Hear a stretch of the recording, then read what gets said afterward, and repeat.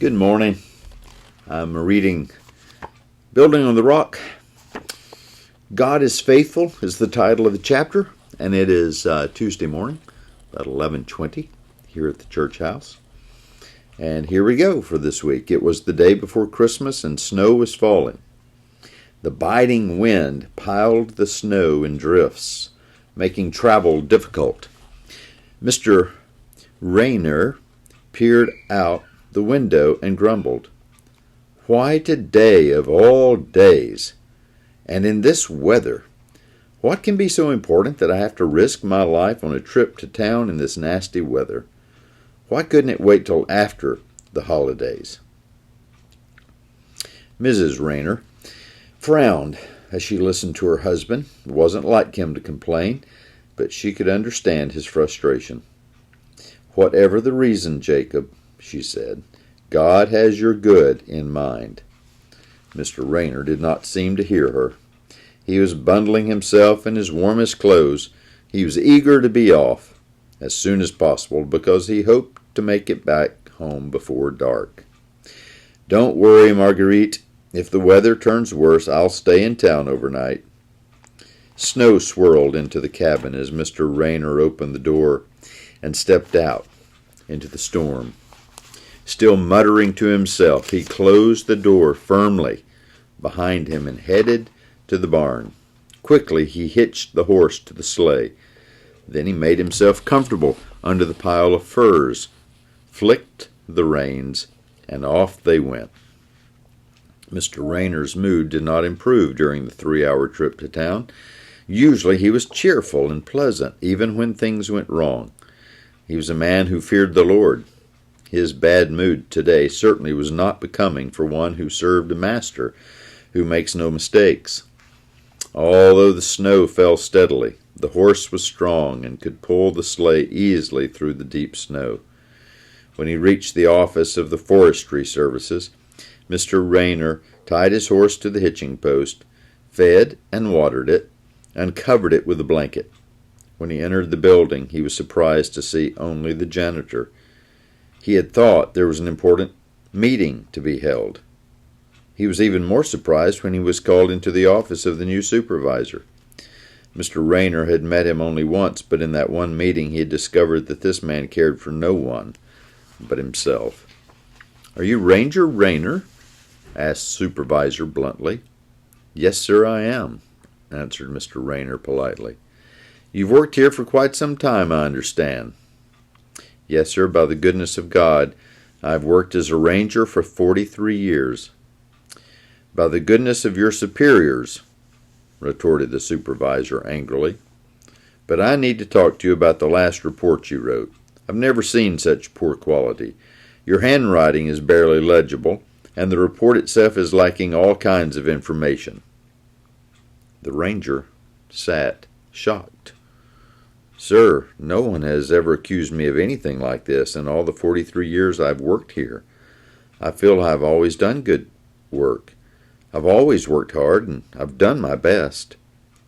Jumping to his feet, the supervisor shouted, "How dare you imply that I'm wrong? Your report shows that you know nothing of forestry. You've worked here for 43 years, but I don't know what good you ever did. As of today, your job with the Forestry Service is finished. Merry Christmas, sir," he added with a cruel grin. Slowly, Mr. Rayner left the office. What an unexpected blow. How painful to be treated so rudely by such a conceited, self-serving man. In a daze, Mr. Rayner untied his horse and made his way back through the deserted streets. He was passing the home of the president of the Forestry Service and thought briefly of telling him about the way he had just been treated. "Oh, what good will that do?" he mumbled. Just then the front door of the president's home flew open and the young servant girl ran toward him. "Sir, this package is for you. There are important papers in here, my master says." Mr. Rayner thanked the girl and drove on. He put the package on his coat pocket. What did he care about forestry documents now? It wasn't his job anymore, he thought bitterly. The snow was still falling, and the roads were worse than before. Mr. Rayner was too preoccupied with his angry thoughts to be thankful for his strong horse and warm furs. Up ahead he saw someone plodding through the high drifts. What fool would be out walking in the snow on a day like this? He thought indignantly. When he came closer, he saw it was a woman who carried a young child. They were cold, and they were tired. The woman looked longingly at the sleigh. No respectable woman would be out alone on such a day, muttered Mr. Rayner under his breath. "How far is it to town, sir?" asked the woman. "Oh, about 5 or 6 hours by walk," answered Rayner. Heartlessly he drove on, leaving the exhausted woman standing in the deep snow. Instead of laying his troubles before the Lord and feeling pity for this poor woman and her child, Mr. Rayner was feeling sorry for himself and angry at everyone. When he arrived home a short while later, his wife and granddaughter Greta welcomed him happily and served him a bowl of steaming rabbit stew. But Mr. Rayner scowled at them and ate his meal in silence, so they left him alone. The quiet of the cabin was broken by a soft thud at the door. Greta ran to the door and cautiously opened it. The Rayners watched as she knelt down and gently picked up a little bird. "Poor little bird," she muttered. "I'll take care of you. You came to the right place. No one has ever been treated badly here." Those words hit her father like a physical blow. Suddenly he thought of the woman and her child struggling through the deep snow. Had he really been so cruel? Perhaps they were already dead. Frantically he pulled on his heavy winter coat and boots again. "Where are you going?" asked his wife and granddaughter. "I'll be back in 2 hours at the most." Before they could answer, he was out the door running toward the barn.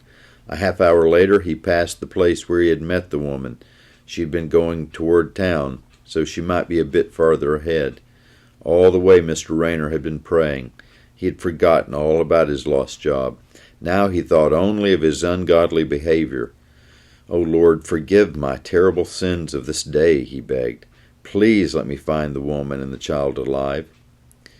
15 minutes later, he saw them. It was dark, and had he not been searching for them, he might have missed them completely. The woman had fallen into the snow. Her child was wrapped in her thin coat. Mr. Rayner scooped them up in his strong arms and lifted them into the sleigh. He wrapped them in the extra blankets and furs he had hurriedly grabbed before heading out. Turning back toward home, he prayed they would still be alive when he reached home. Mr. Rayner carried the woman and child into the warm cabin and laid them on the bed. They were so pale and lifeless. Quickly, Mrs. Rayner removed their wet clothing, while Greta ran to fetch warm, dry clothing. Together they massaged their patient's icy limbs and periodically dribbled some warm broth into their mouths.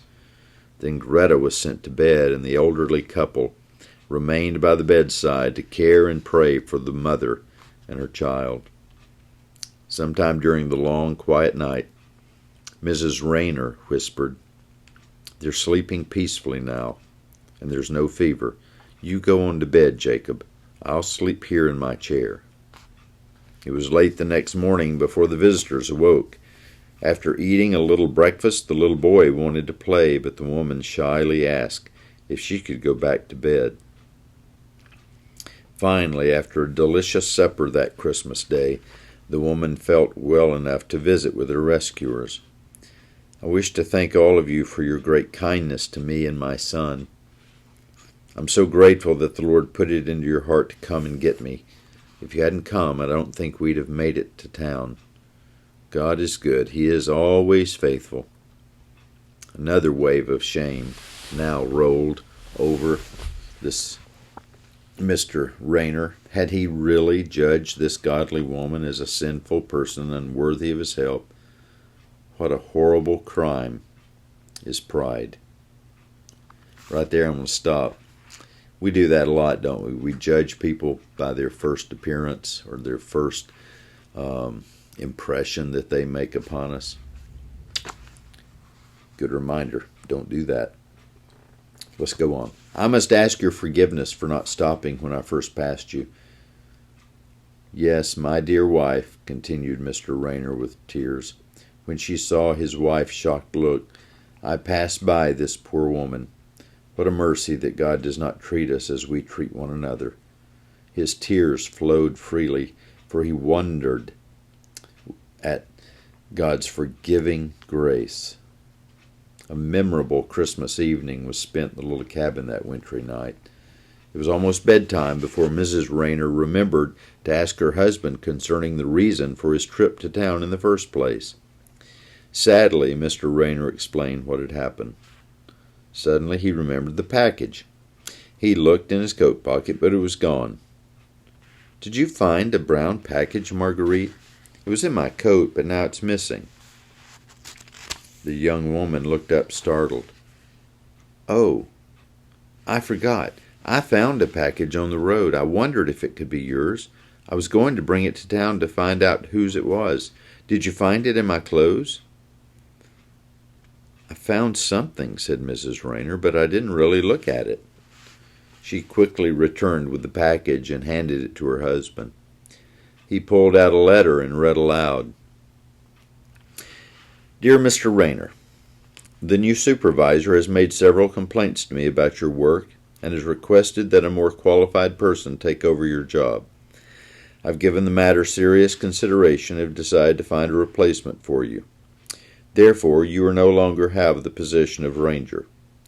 However, I have personally requested and received permission from the Prince of Germany, as you see in the enclosed official document, to promote you to the position of top ranger in the Black Forest region.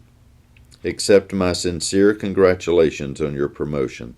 I wish you and your loved ones a blessed Christmas and a Happy New Year. Sincerely, Karl Grutenhuis, President of Forestry Services. It's a pretty cool story, huh? Tears of shame and gratitude streamed down Mr. Rayner's cheeks. How good God was to such a grumbling, undeserving sinner. While he had been complaining bitterly, God had already provided for him. How great is God's faithfulness. How tenderly the Lord had cared for him. How foolish and selfish he had been. Before they went to bed that night, Mr. Rayner read the familiar passage from the Gospel of Luke about the miracle of Jesus' birth. To Mr. Rayner it seemed to be a greater wonder than ever before. Jesus Christ, the ever-faithful Lord, came to save selfish, whining, faithless sinners.